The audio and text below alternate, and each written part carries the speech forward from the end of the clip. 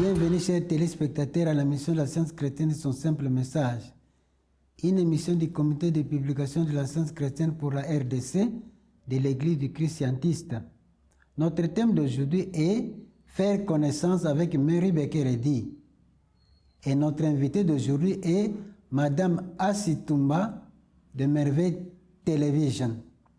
Bonjour Madame Toumba. Bonjour Papa Makengo, vous allez bien? Bien, merci. Nous allons commencer cette émission avec la première question, c'est celle de savoir pourquoi une telle femme qui a beaucoup fait pour l'humanité n'est pas bien connue du grand public.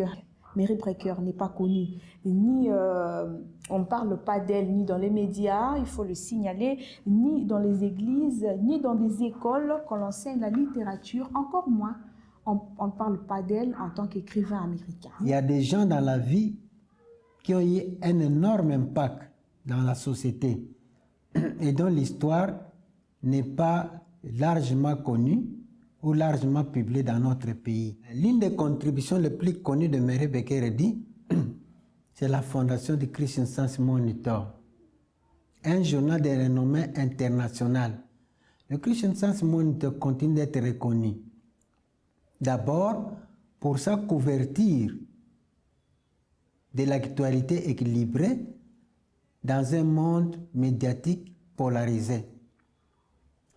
Et ensuite, elle porte des points de lumière et de progrès en contraste avec un paysage médiatique morose. Comme vous l'avez indiqué, nos programmes de littérature ici n'incluent pas Mary Bekeredi dans les programmes parmi les auteurs américains. Pourtant, elle a beaucoup écrit. Son livre phare, Science et Santé avec la clé des Écritures, est vendu aujourd'hui à plus de 10 millions d'exemplaires à travers le monde. Science et Santé comprend l'enseignement complet de la science chrétienne. Prosworks. Prosworks, c'est un autre livre de Mary Bekeredi qui regroupe les livres et ses autres écrits en prose en un seul volume. Il comprend des essais, des poèmes et des lettres de Mary Bekeredi. Elle a aussi écrit le manuel de l'Église mère qui donne des conseils aux membres et aux responsables de l'Église. Et une structure, elle donne aussi, le manuel de l'Église mère donne aussi une structure à l'Église qu'elle a créée, l'Église du Christ scientiste. Les livrets trimestriels de la science chrétienne. Elle a créé aussi le livret trimestriel de la science chrétienne qui comprend les leçons bibliques hebdomadaires de la science chrétienne. Ces leçons sont destinées à aider les membres dans leur croissance spirituelle continue. Non seulement les membres, mais tous ceux qui souhaitent étudier la science chrétienne, ils peuvent étudier ces leçons. Peu importe sa confession religieuse, il peut commencer à étudier la leçon biblique pour savoir étudier la Bible d'une façon systématique.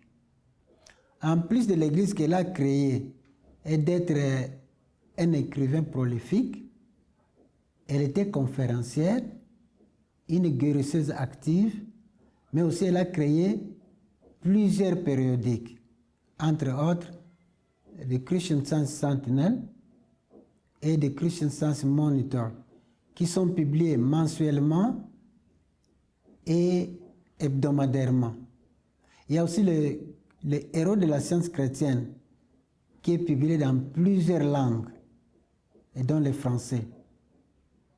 En outre, elle a créé la Société d'édition de la science chrétienne pour continuer à publier ses livres et ses périodiques.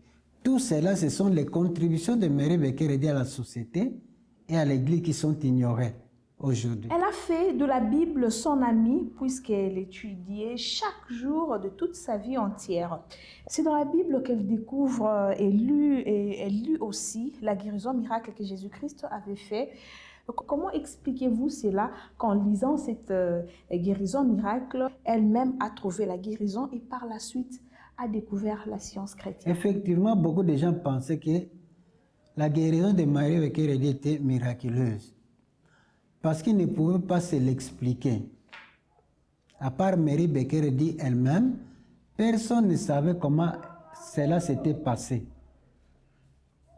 Même Mary Becker dit elle-même, elle ne pouvait pas l'expliquer à l'époque. Au fur et à mesure qu'elle grandissait dans sa compréhension, elle expliquait aux autres que les guérisons de Jésus n'étaient pas miraculeuses, mais qu'elles étaient basées sur des lois spirituelles, compréhensibles et applicables par quiconque peut les étudier.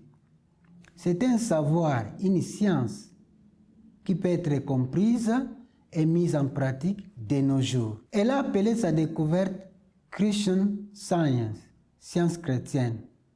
Elle en parle dans son livre majeur Science et santé avec la clé des Écritures, à la page 107. En l'an 1866, j'ai découvert la science du Christ, ou loi divine de Dieu, de la vie, de la vérité, de l'amour. Et j'ai nommé ma découverte Christian Science. La science ou connaissance du Christ qu'elle a découverte explique pleinement les lois de Dieu que les anciens chrétiens utilisaient dans l'Ancien Testament, que Jésus-Christ et ses disciples ont utilisé, enseigné dans le Nouveau Testament. Les lois de Dieu qu'ils ont tous utilisées pour guérir les malades et pour résoudre tous les problèmes qui se posaient dans la vie humaine. Comment a-t-elle fait pour que d'autres femmes les suivent dans ce travail si important de la guérison spirituelle? Mary Becker dit espérer sincèrement que d'autres personnes avaient aussi l'opportunité de connaître Dieu, de ressentir son amour et de faire l'expérience de guérison comme elle faisait. Pour cela, elle a commencé à leur donner des cours pour leur expliquer comment Jésus guérissait. Au fur et à mesure que la nouvelle se répandait, le nombre de demandes aussi augmentait. C'est comme ça qu'elle a eu l'idée de fonder le Massachusetts Metaphysical College, l'Institut supérieur de guérison métaphysique de Massachusetts basé à Boston. Le but de fonder cette institution, c'était pour former des formateurs qui devraient donner des cours en rentrant chez eux, dans leur communauté, pour répondre aux besoins pressants de la population qui voulait apprendre. Ces formateurs sont connus depuis lors comme professeurs de sciences chrétiennes. Les professeurs de sciences chrétiennes donnent un cours chaque année sur la guérison spirituelle en sciences chrétiennes. Et les étudiants qui sont formés peuvent immédiatement entrer dans la pratique publique de la guérison spirituelle en sciences chrétiennes. Ces gens qui s'engagent dans la pratique publique sont connus comme praticiens de la science chrétienne. Mary Becker a solidifié son système d'éducation spirituelle dans le manuel de l'Église mère pour la formation des professeurs et des praticiens pour soutenir leur croissance spirituelle, pour soutenir tous ces gens dans leur œuvre de guérison. C'est intéressant de savoir que Mary Becker a expliqué le christianisme comme un système qui peut être étudié et mis en pratique selon les règles qu'elle a découvertes et partagées. Ces connaissances sont scientifiques et universelles. Elles sont accessibles à tous. Est-ce que la femme africaine, surtout celle de la République démocratique du Congo, peuvent-elles aussi suivre les pas de Mary Becker Eddy en pratiquant la guérison spirituelle et avoir le même résultat qu'elle obtenait à son temps? Que doivent-elles faire? Si une femme veut suivre les pas de Jésus en guérissant comme Mary Becker l'a fait, elle devrait apprendre la Bible, elle devrait étudier la Bible et les enseignements de la science chrétienne pour acquérir la connaissance des lois de Dieu qui sont à la base de la guérison chrétienne. L'étudiant va découvrir que grâce à la puissance du vaste amour de Dieu, il est possible de guérir tous les péchés, toutes les maladies. Mais Mary Becker conseille l'étudiant d'aller dans ce travail modestement. Plusieurs femmes africaines qui le font déjà, notamment celles de la République démocratique du Congo. Il y a même des jeunes filles qui s'inscrivent dans les répertoires internationaux comme praticiennes de la science chrétienne, immédiatement après avoir terminé leur cours approfondi de la science chrétienne. Les noms de tous les praticiens du monde entier sont repris dans le répertoire international de Christian Science Journal, qui est publié en anglais. Ok, cette question est très importante pour les femmes qui baissent le bras tout le temps. Nous voulons savoir, n'a-t-elle pas eu d'opposition pour cela en son temps, en tant que femme? Surtout que les femmes n'avaient pas assez de droits à son époque. Certainement, mais cette opposition ne l'a pas arrêtée. Au contraire, cela l'a poussée de s'appuyer radicalement sur Dieu pour les guider dans son chemin. Et grâce à l'opposition, elle a acquis le courage et la force d'avancer.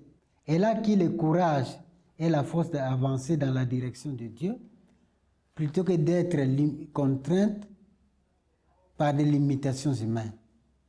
L'opposition à laquelle Mary Becker était confrontée était due du fait qu'elle a rompu avec les normes féminines de son époque. Mais elle explique dans ses écrits que l'objection la plus importante venait de la vérité qu'elle enseignait. En pensant aux épreuves suivies par les prophètes, Eddy a estimé que les épreuves suivies par les prophètes, les disciples et les apôtres, et dont le monde n'était pas digne, attendent, sous une forme ou une autre, tout pionnier de la vérité. Elle en parle dans Sciences centrales à la page 28. Cependant, chaque attaque ou épreuve contenait une bénédiction qui lui donnait l'occasion de répondre, de clarifier et de faire avancer la cause de la science chrétienne. Beaucoup de ses écrits ont été améliorés grâce aux critiques. Pourquoi n'a-t-elle pas partagé sa découverte avec d'autres églises pour qu'elles puissent pratiquer la guérison spirituelle comme elle le faisait? Au début, elle chérissait le désir que les églises chrétiennes accepteraient facilement sa découverte des lois de Dieu, telles qu'enseignées en sciences chrétiennes, et que les enseigneraient, les prêcheraient dans leurs églises. Elle n'avait réellement pas l'idée de créer une église ou sa propre théologie, mais elle pensait que la science chrétienne faisait revivre le christianisme primitif et son élément perdu de guérison. Elle a donné des conférences publiques sur la science chrétienne, au cours desquelles certaines personnes ont été guéries. Des individus de nombreuses traditions religieuses différentes ou d'aucune tradition religieuse ont estimé que la science chrétienne était ce qu'ils cherchaient et ont parlé de nombreuses guérisons qu'ils ont vécues. Mais en même temps, les critiques attaquaient les idées, les méthodes de la science chrétienne à travers des sermons, des articles et des livres. C'est alors qu'elle a reconnu l'idée de créer une nouvelle église chrétienne pour protéger et répandre plus largement les idées qu'elle enseignait et prêchait basées sur les œuvres de Christ et Jésus. À une réunion de l'association scientifique chrétienne, le 12 avril 1879, la motion suivante présentée par Mrs. Eddy fut adoptée. Organiser une église destinée à commémorer la parole et les œuvres de notre Maître, à rétablir le christianisme primitif et son élément perdu de guérison. Manuel de l'Église Mère, page 17. C'est la fin de notre émission d'aujourd'hui. Au revoir et à la semaine prochaine.